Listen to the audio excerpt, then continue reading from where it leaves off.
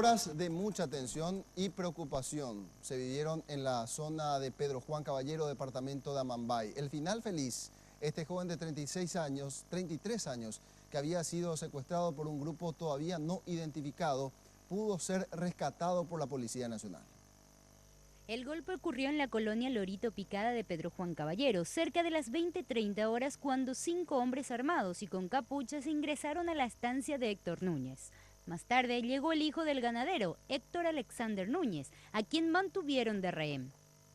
Inicialmente la gavilla exigió a la familia del secuestrado pagar $200.000 en concepto de liberación.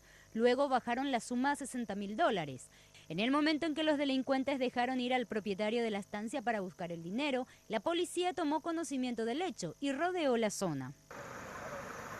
Bueno, llega ya la gente de GEO, ya llega ya con hombres armados, ya en este momento ya se están trabajando ya en el centro local, unas 5, 6, 7 patrulleras de la GEO fuertemente armados.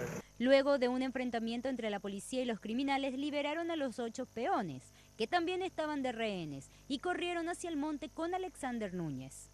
Y a las 2 aproximadamente a Héctor lo abandonaron en la calle vecinal, en el bosque. ¿Hay detenido? No. ¿No hay detenido? ¿En la policía? Bueno, sí. ¿Qué se sabe de los autores? Y nada. Hasta el momento la policía no pudo detener a ninguno de los secuestradores. Una de las hipótesis que se maneja es que entre los criminales se encontraba un empleado de la estancia.